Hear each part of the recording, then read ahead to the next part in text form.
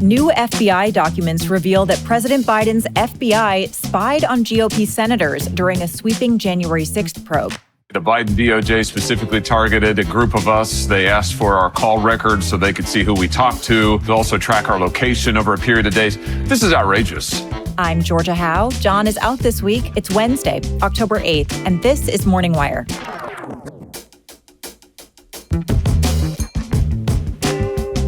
Daily Wire's Matt Walsh uncovers shocking new details in the early prison release of a man who brutally murdered a 6-year-old boy in Kentucky. What they're trying to tell us is that he was insane when he committed the murder, but he was not insane when he assaulted the other family members. And according to a Daily Wire report, America's leading evangelical magazine took 7-figure donations from one of the nation's major abortion funders. Thanks for waking up with Morning Wire. Stay tuned. We have the news you need to know. If you run a small business, you know there's nothing small about it. Even the smallest decisions can feel massive. That's where Shopify comes in. Shopify is the e-commerce platform behind millions of businesses around the world, from household names to brands that are just getting started. You can tackle all the important tasks all in one place, from inventory to payments to analytics and more. Even marketing becomes a breeze thanks to their built-in tools for running social media and email campaigns, helping you find new customers and keep them coming back. Plus, Shopify's global selling tools have you covered internationally in over 150 countries, and their award-winning point of sale connects your online and offline sales all in the same place. With an impressive 99.99 uptime and the highest converting checkout experience on the planet, you'll never miss another sale. That's the Shopify advantage. Get all the big stuff for your small business right with Shopify. Sign up for your $1 per month trial period and start selling today at shopify.com/morningwire. Head over to shopify.com/morningwire. Again, that's shopify.com/morningwire. As the government shutdown continues, Washington has been rocked by new revelations that the Biden DOJ spied on a number of Republican senators as part of their January 6th probe. Daily Wire reporter Tim Pierce has more. So, Tim, what exactly is being alleged here? Yeah, Republicans have for years accused the Biden administration of weaponizing the Department of Justice against political opponents. And now there's yet another chapter in that saga. This week, Senate Judiciary Chair Chuck Grassley released a document showing that President Biden's FBI secretly monitored the private communications, including phone records, of 8 sitting Republican senators. The espionage came as part of the DOJ's previously undisclosed Arctic frost investigation, which went after Republicans for alleged election meddling following the 2020 election. Grassley released a statement along with that document where he said, based on the evidence to date, Arctic frost and related weaponization by federal law enforcement under Biden was arguably worse than Watergate. Among the 8 senators the FBI was monitoring were Lindsey Graham, Josh Hawley, Tommy Tuberville, and Tennessee's Marsha Blackburn. We talked with Blackburn on Tuesday. Here's what she had to say. September of 2023, our phones were followed by the FBI. Now, there was no predicate given for why they were doing this. We do know all of us Republicans, all of us support President Trump, and all of us had questions about the 2020 election. And what they pulled was all incoming and outgoing calls, who they were from, the length of time of the call, and where each of us were physically located at the time of the call. Now, for their part, Democrats have sought to downplay the story, saying the FBI was simply doing their job to investigate election meddling and reminding folks that agents were not listening in on phone calls and were only looking at who called and when. But that's done little to alleviate the Republican outrage. Here's Blackburn on that front. Absolutely, to spy on U.S. senators, yes, that is out of the ordinary.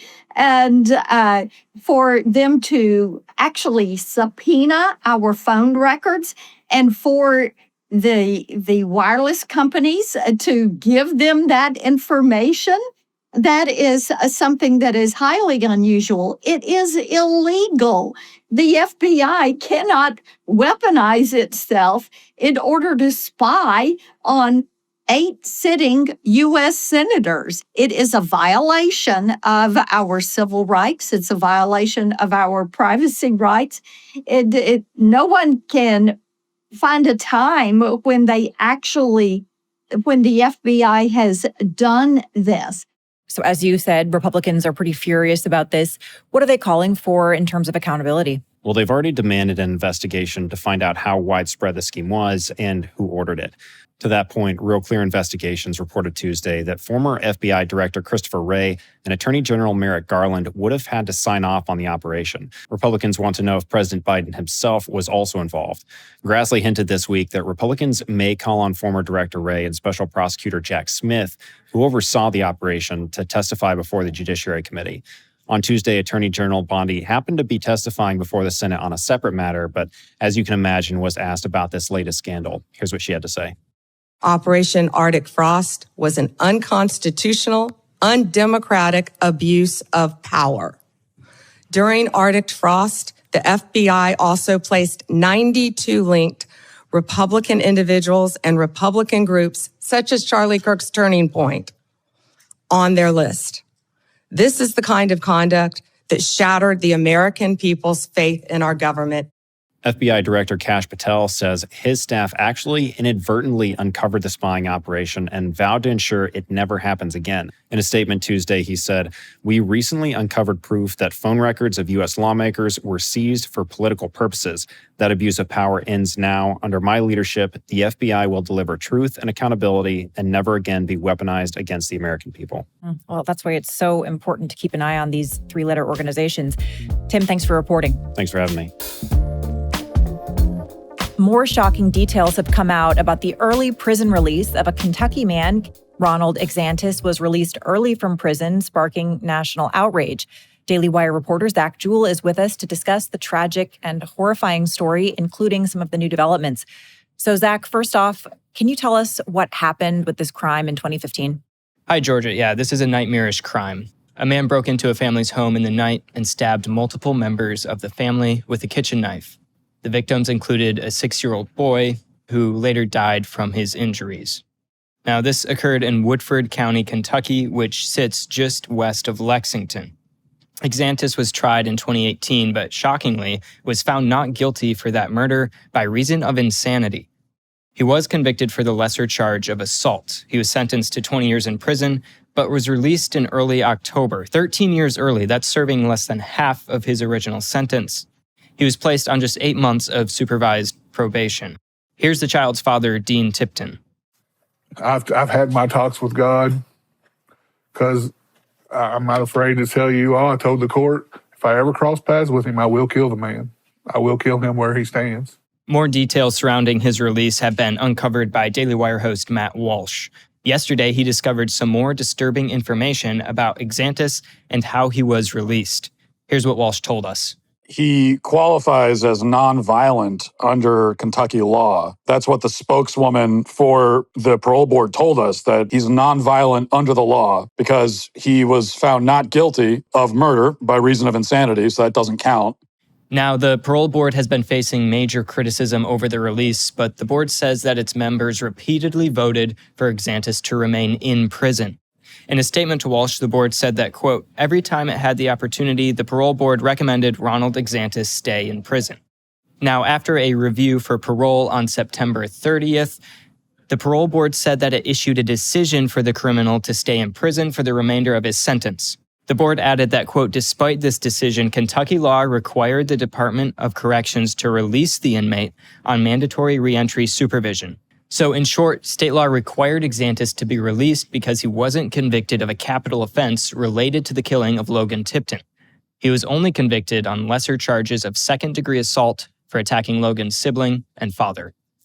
But Walsh isn't buying the parole board's reasoning. Here he is again.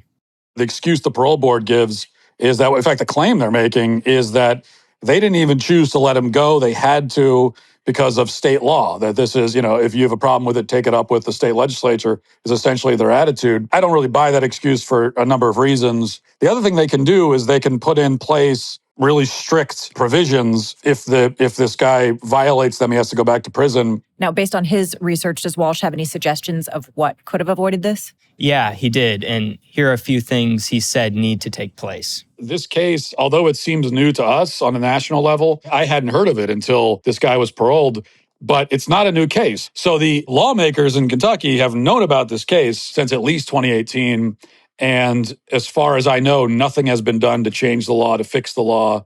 And so I think that this goes to the legislature in Kentucky and also all across the country, because this is a major problem of these criminals being released out of prison. So where do things stand now? Is Exantis just a free man? Not really. Now, Exantis enters a state of parole, which means that he must abide by the conditions. Now, those exact terms are still unknown. Walsh's team reached out to ask what the conditions would be, but they have not heard back. On Saturday, White House Press Secretary Caroline Leavitt highlighted one of Walsh's posts on this story and said that the administration is looking into the case. Now, the White House said, quote, "It is wholly unacceptable for the child killer to walk free after just several years in prison." Well, hopefully this family can get some justice and maybe we can revise some of these laws that allowed this to happen. Zach, thanks for reporting. Thanks for having me. America's most prominent evangelical magazine, Christianity Today, is under fire for taking more than $1 million from a major abortion funder. Readers also accused the publication of softening their pro-life stance in recent years. Daily Wire culture reporter Megan Basham broke this story and is here now to discuss. So Megan, just to start, can you tell us about this funding that Christianity Today took and then give us some context of why this is so controversial? Well, the numbers here are pretty striking, Georgia. So since 2022, Christianity Today has taken more than $1 million from the William and Flora Hewlett Foundation. In particular, they've taken $600,000 for covering U.S. elections. Now, what makes that controversial is the Hewlett Foundation's history. It is the second largest private funder of Planned Parenthood in the country. In fact, between 2000 and 2023, Hewlett gave the abortion provider more than $100 million. And after Roe was overturned in 2022, the Hewlett Foundation announced that they would be increasing their quote-unquote reproductive equity budget, that is, of course, abortion access, by another 30%. Long story short, Hewlett is simply one of the largest abortion funders in the U.S. Now, is there any reason to believe that this funding has actually skewed their coverage of pro-life issues? Yeah, that's a question that a lot of Christians are asking right now. So Christianity Today has always maintained that it upholds a pro-life ethic, but it has also started expanding the definition of what pro-life means. So instead of focusing solely on protecting unborn babies, these pieces that they've published have argued that the term should also include things like fighting alleged racial injustice, supporting new federal entitlements for things like family medical leave, and even taking a particular position on amnesty for illegal immigrants. Now, a lot of pro-lifers have told me that redefining the term in that way actually waters down its efficacy. Now, one of those pro-life leaders, Seth Gruber, founder of the White Rose Resistance, told me that he believes that progressives are intentionally trying to reshape the definition of pro-life in order to smuggle in left-wing political priorities. Also noteworthy that in the run-up to the 2024 election, CT published some articles in which they argued that Christians didn't necessarily need to vote on the issue of abortion, that it would be better to just sit out the election and not vote at all. And it's also noteworthy that Christianity Today's board chair, a man named Claude Alexander, took a role as an official spokesperson for evangelicals for Biden. Now, anecdotally, there have been accusations that Christianity Today has changed their tone in recent years, veering more to the left. Have there been broader funding changes or changes in the funding structure behind the scenes? Well, there's definitely a pattern when you look at the finances. There's no question that Christianity Today has become increasingly reliant on these kinds of grants and donations. Back in 2020, they represented only 20% of the outlet's revenues. Today, it's more than 50%. And there are other major secular foundations that are also contributing to that. Another one that I found was that over the past few years, Christianity Today has taken more than $8 million from the Lilly Endowment, which was founded by the Eli Lilly family of pharmaceutical fame. Experts tell me that when an outlet grows dependent on foundations like this with their own ideological agendas, they can really risk changing their priorities to align with those agendas, even if it means watering down their historic Christian priorities. Hayden Ludwig, who is executive director of research at Restoration America, has spent more than a decade researching dark money networks. And he told me that large grants like this can have a corrosive effect. Well, I think this kind of money acts like a siren song. You get hooked on Hewlett money, and gradually it reorients your entire mission structure around this progressive agenda just to keep the money spigot open. And I think it's absolutely troubling that Christianity Today, this bastion of evangelical thought, would go hunting for grants from this undeniably leftist mega funder like Hewlett Foundation with what's definitely an anti-Christian axe to grind. But unfortunately, the years I've done with this, I can't say I'm surprised, because bankrolling these fake conservative groups is actually the Hewlett Foundation's MO. Now, part of why this particular controversy especially stings for conservatives is that Billy Graham founded Christianity Today in 1956 as the theologically conservative alternative to a magazine known as the Christian Century, which was very popular and known for being liberal. So a lot of Christians feel that maybe history is repeating itself with Christianity Today's current trajectory. And you will hear a lot of critics argue that the magazine has drifted left, and they see this Hewlett funding as just more confirmation of that, particularly that funding earmarked for covering elections. Has Christianity Today given any explanation for taking those grants? No, not yet. I did reach out to the executive editor and editor-in-chief, specifically asking about the moral tension of a Christian outlet taking money from one of the largest abortion funders in the country, but they have not responded. Well, Megan, thank you so much for looking into this. Yep, my pleasure. Thanks for waking up with us. And if you're watching on YouTube, please like and subscribe. We'll be back later this evening with more news you need to know.